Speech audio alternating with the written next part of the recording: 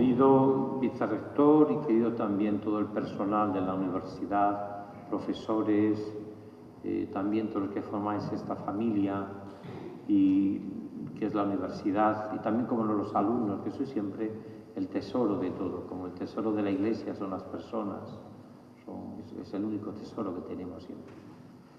Por eso pues estoy encantado de estar con vosotros y encantadísimo de poder celebrar la Eucaristía en este inicio del curso pastoral en la universidad. Vosotros ya lleváis mucho tiempo y de hecho al final yo quiero regalaros a cada uno, lo que pasa es que sois muchísimos.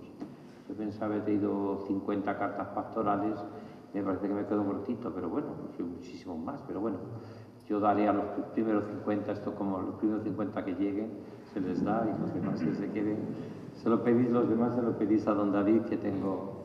Es la carta pastoral que escribe siempre el obispo al inicio del curso pastoral. Y que yo subrayo 3 cosas que están, por cierto, en el Evangelio, porque nos dicen 2 o 3 cosas sobre las homilías.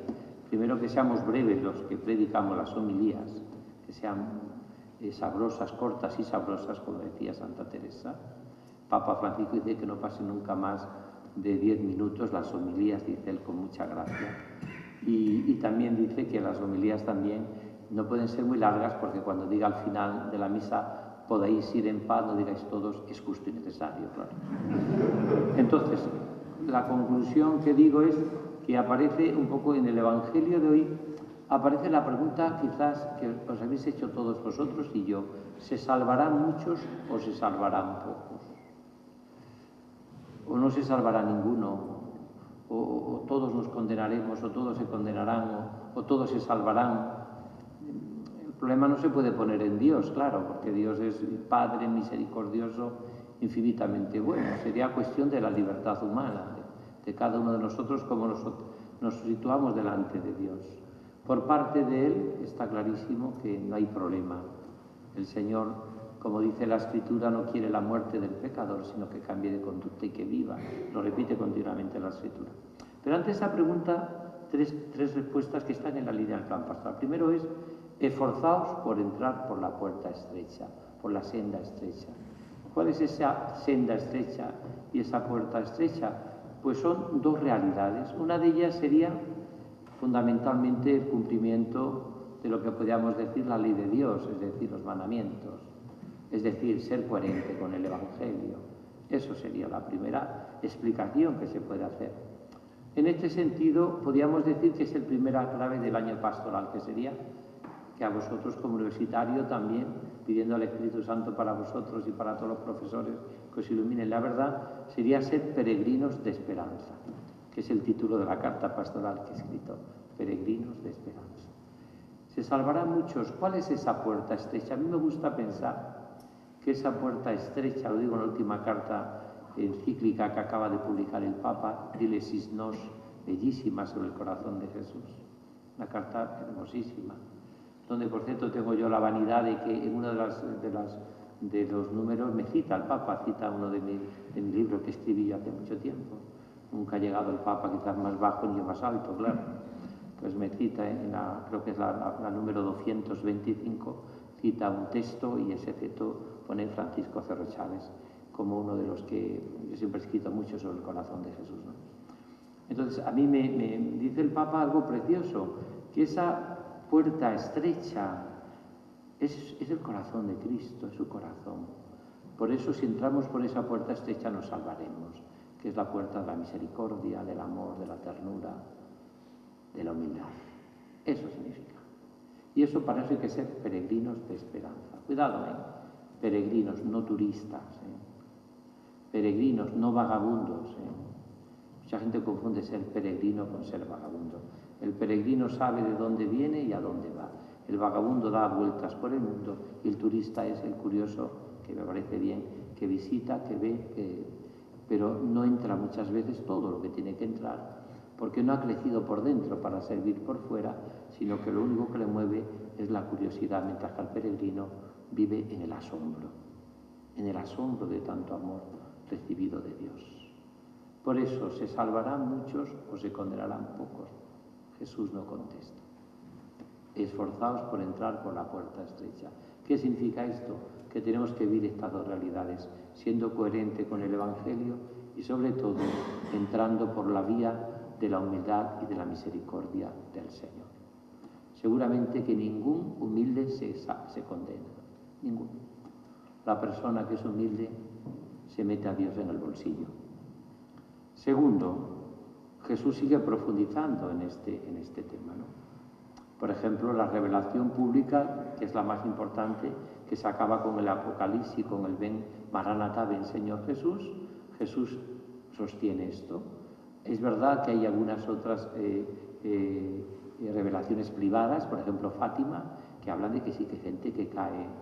Es verdad que la Iglesia, en su misericordia, solo ha definido los que se han salvado, que son los santos. No ha dicho, vamos a hacer una lista de los santos que se han salvado y vamos a hacer una lista de los que creemos que se han condenado. No, la Iglesia siempre alberga la esperanza en su misericordia y en su amor de que todo hombre alcance esa misericordia infinita de Dios, aunque tengamos que esforzarnos por entrar por la puerta estrecha. Entonces nosotros no podemos decir sobre esto nada, entre otras cosas porque el Evangelio no es un manual de curiosidades, sino un proyecto de salvación del corazón de Cristo. No, hay gente que le encanta las curiosidades en el Evangelio, ¿no? Saber curiosidades. Siempre se cuenta aquel chiste de aquella señora que iba a confesarse y le decía al cura que era muy curiosa. Dice al cura, no te preocupes, yo que tengo muchas curiosidades. Señor cura, muchísimas curiosidades. No pasa nada, muchas curiosidades. Una curiosidad que tengo, a ver si usted me la sabe, pues estoy muy angustiada por la curiosidad que tengo. Pregunte usted qué curiosidad tengo. Cuando murió San José, ¿qué hizo la Virgen con la carpintería? ¿La vendió o la traspasó? ¿Qué me importa si vendió la carpintería o la traspasó? Es una curiosidad. Pero pues el Evangelio no es un manual de curiosidades, es un manual de salvación. Y por eso el Señor nos dice lo esencial y lo sustantivo, que es esto. Este segundo punto, que sería lo que yo diría en la carta pastoral, que cada uno tiene que descubrir su llamada y su vocación. Como peregrinos de esperanza, convoca la Iglesia al Papa Francisco a todos a ser peregrinos a Roma. Abrirá la Puerta Santa el 25 de diciembre en Roma, la Puerta de San Pedro. Tanto David como yo, que vivimos tantos años en Italia, en Roma, yo viví bastantes años como él, pues alguna vez nos tocó alguna cosa extraordinaria. Entonces el Papa abre la Puerta Santa en Roma, San Pedro, y nosotros los obispos de todo el mundo el 29 de diciembre lo abriremos aquí en Toledo. Haremos una peregrinación desde los jesuitas, caminando como pueblo de Dios hacia la catedral. Eso sería ser peregrinos de esperanza. La segunda es esto que decíamos de ser coherentes, de que es un manual de revelación, el Evangelio. Esto segundo sería lo que nos propone la Conferencia Episcopal para el mes de febrero, que es un congreso sobre las vocaciones.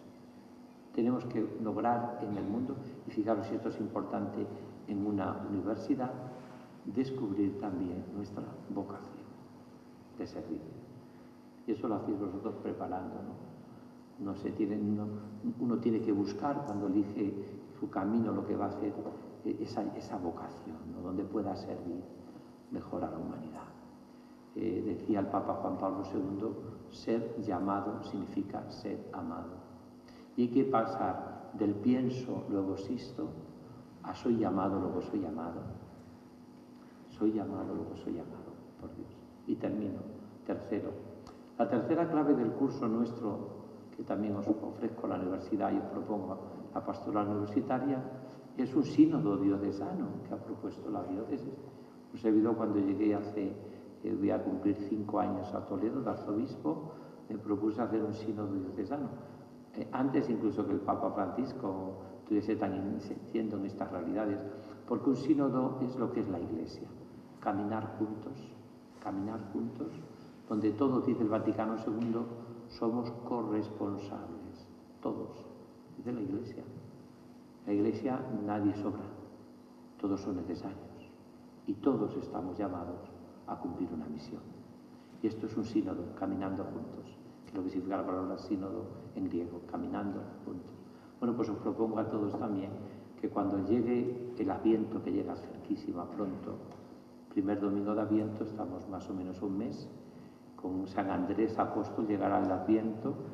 Cuando yo proponga en el Adviento, voy a proponer ya toda la diócesis que pasaremos del sínodo que hemos estado preparándonos a un sínodo ya convocado.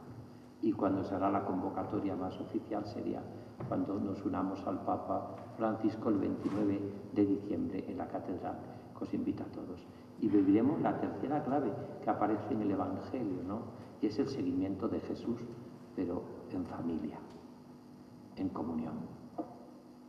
En la Iglesia tenemos que vivir esa experiencia de caminar juntos, como tenéis que hacer vosotros también, como hacéis vosotros en vuestra universidad, en el sentido de que realmente, si queremos vivir separados, somos mucho más ineficaces que juntos. Cuando estamos juntos, y por eso, pues, como somos una familia y nos duele, pues nos duele lo que está pasando ahora con el tema de la Dana, tremendo. La mañana allí hacíamos un minuto de silencio, nos duele muchísimo. Dos grandes, Valencia, muchísimo, pero también en Albacete, en Cuenca, nos duele muchísimo todo esto. Nos duele más todavía la guerra, ¿no? Puede seguir existiendo en estos tiempos guerra. Dice el Papa que 60 lugares del mundo hay realmente en estos momentos conflictos bélicos. Yo querría ir porque tengo mucha amistad con el cardenal de Jerusalén, Pietchavala. Querría ir estas navidades si me dejan entrar a estar ahí en Jerusalén y en Jordania, a rezar por lo menos la Nochevieja con aquellos cristianos, me gustaría. ¿Por qué? Porque me parece que es un drama tremendo. He ido casi 2 veces al año allá, pero ¿cómo puede ocurrir eso? ¿Cómo pueden estar cayendo misiles? ¿Cómo pueden matarse 20.000 niños, la mayoría niños? Uno dice, Dios mío, qué absurdo es un hombre cuando trata de construir el mundo sin Dios. Ese es el drama que no vive el peregrino, porque el peregrino sabe de dónde viene y a dónde va, por eso crea esperanza. Eso muchas veces es nuestra propia vida, que es el absurdo tremendo y total que vivimos a veces, de que realmente no sabemos que este mundo, cuanto más se aleja de Dios y de sus planes y de sus proyectos, pues realmente es un mundo sin esperanza. Por eso yo os propongo que cuando os dé la carta pastoral, que la leáis y que os metáis de lleno en lo que significa ser peregrinos de esperanza.